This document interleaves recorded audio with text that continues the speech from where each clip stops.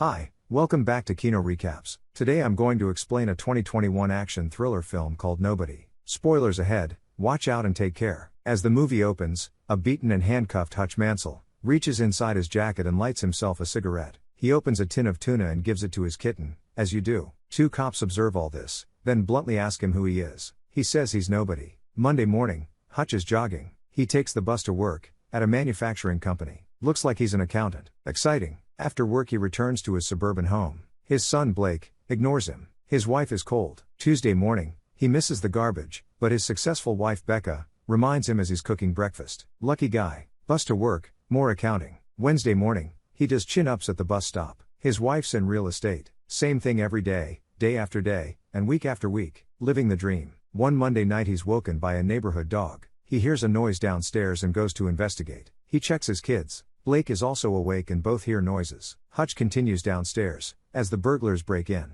He grabs a golf club and tries to phone the cops, but the burglars catch him in the act. The female burglar demands money at gunpoint, but he doesn't have much. As she grabs his watch, Hutch sees her tattoo. She demands his wedding ring but he refuses. Blake charges downstairs, jumps the male burglar, and gets him in a headlock. As they tussle, the female burglar screams for Blake to let him go. Hutch comes from behind, ready to club her, but stops himself and tells his son to let the burglar go. He does, and the burglar punches him in the face. Frustrated, the burglars leave. Hutch locks the door and tries to help Blake up, but he's angry, and yells at him. Later, Hutch is racked with guilt that he let this happen. The cop asks him if he even took a swing with the golf club. He can see the disappointment on the faces of his wife and son, and the cop sneers at his cowardice. Later that night, he gets out of bed and goes downstairs to sleep on the couch. His daughter Abby, who obviously adores him, comes down to sleep with him. She tells him they need a cat, and he says he was thinking the same thing. He's woken in the morning by the garbage truck, but misses it again. At breakfast, Blake says he has to do a school report on a veteran, and asks to interview him. Hutch agrees, but says he was just an auditor, and his story would be pretty dry. Becca suggests Blake interview his Uncle Charlie, a real soldier. Hutch turns, and she apologizes, but it turns out Blake has already called Charlie and left a message. Annoyed, Hutch suggests Blake interview his grandfather, as he actually saw action. Becca reminds Hutch again that he missed the garbage, and looks at him with pity. Abby gives him a hug, and leaves for school, and he throws breakfast in the garbage. Outside, his cocky neighbor says he wishes the burglars had chosen his house. He says he could have used the exercise. Douche. Turns out the neighbor's father just passed away, and he inherited his '72 V8 Challenger. At work it appears there's something living in the ceiling. His brother-in-law Charlie asks him why he didn't take the burglars out. He pulls his gun and points it at Hutch's head. Genius. He tells Hutch to take the gun, and then insists, and orders him to keep his sister safe. Hutch looks at the gun, then hides it in a box in the freezer. His father-in-law Eddie tells him he did the best he could, being who he is. He tells Hutch the offer he made to buy the factory was a good offer, but not a great one. He says he built the company up from nothing, and if he's going to sell, he wants it to be for a great offer. In his office, Hutch doodles, tries to work, and ends up staring at the factory floor. He locks the door, grabs a drink, and contacts his brother Harry on a secret radio. Hutch tells Harry the burglars were a couple in their late 20s, scared, just amateurs desperate for money. The gun wasn't even loaded. Harry says he knows what Hutch is thinking, and tells him not to do anything stupid. After work Hutch visits his dad, at the nursing home. He finds David, watching a western, and fixes him a microwave dinner. His dad tells him he looks troubled. As Hutch looks at a family photo on the wall, David asks him if he remembers who they used to be. That evening, Hutch gets the usual cold welcome when he arrives home. Abby complains that she can't find her kitty cat bracelet. When Hutch sees that she'd put it in the bowl in the kitchen, he silently snaps, and walks out. He stops at the nursing home to pick up his dad's FBI ID, cash, and a gun. He tells his dad he has to go do something. David smiles, as he tells him he'd best go do it. Hutch heads downtown,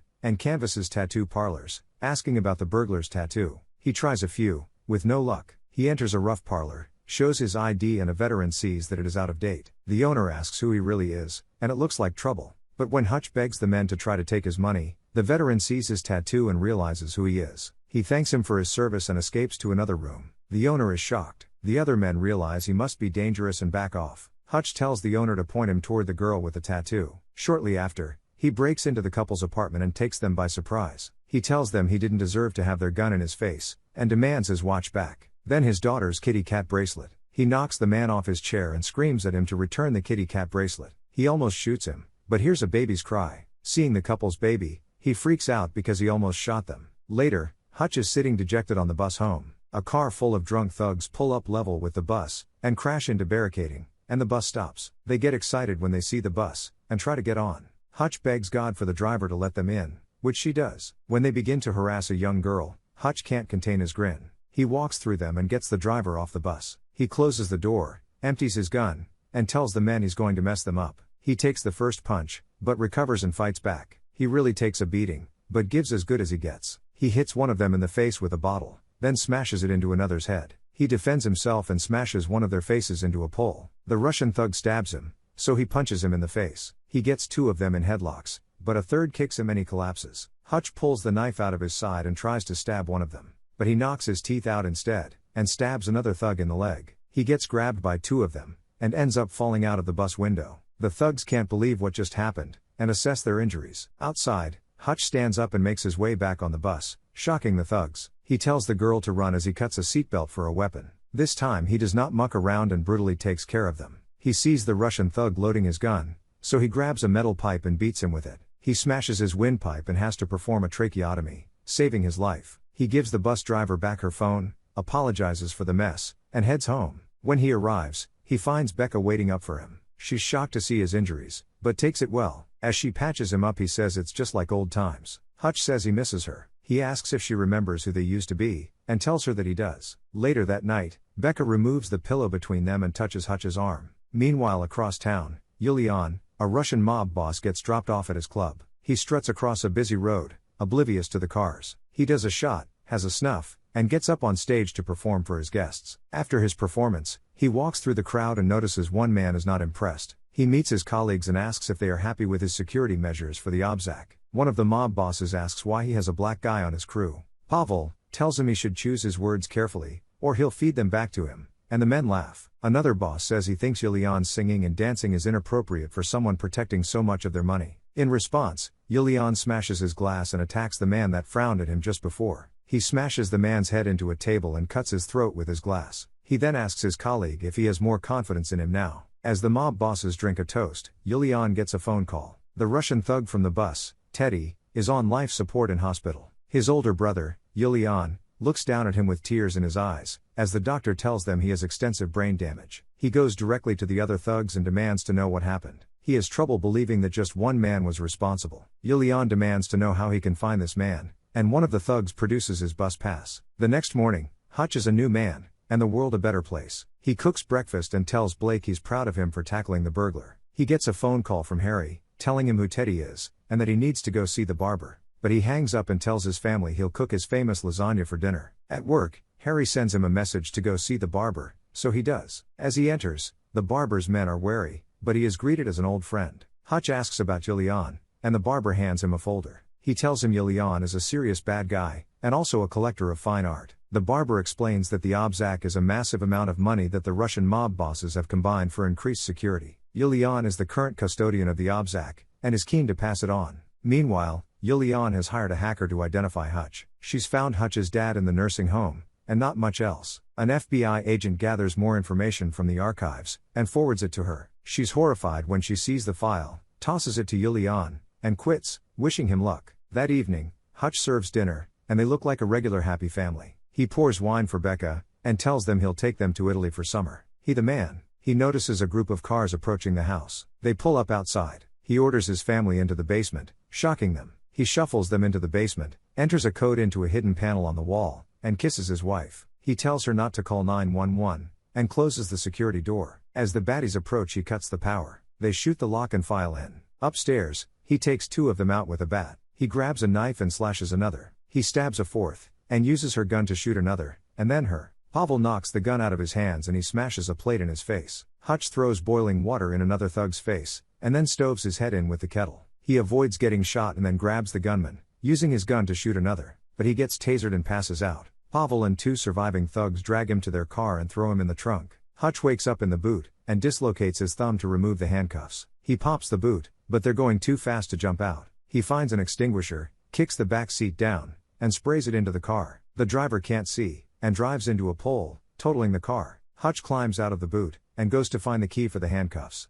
Pavel is badly injured and obviously done for. He asks Hutch who he is. Hutch says he's nobody, but then explains he used to be an auditor for the three-letter agencies. He says he used to make sure any evidence was eliminated. He looks down and sees Pavel has passed, and remembers his family. On the way home he calls his dad to give him a heads up. He gets home, and is about to open the basement door, but notices all the blood, and the carnage, and sees himself in the mirror. He cleans himself up, and lets his shocked family out of the basement. He takes them to the garage and loads them into the family car. Becca asks for an explanation, but he says he can't give her one now. He asks her to trust him, and she says she'll take the kids somewhere safe. Once they're gone he grabs a stash of gold and cash, and sits down with some scotch. He's gathered the thugs on the couch, and decides to have a chat with them. A few years ago he was supposed to eliminate a corrupt official, Alan. Alan sounded like a man who genuinely regretted his mistakes, and wanted to change his life. Hutch let him go. He checked on him a year later, and he was happily married and had a regular job. Hutch was not happy. He explains, in that moment, he wanted what Alan had,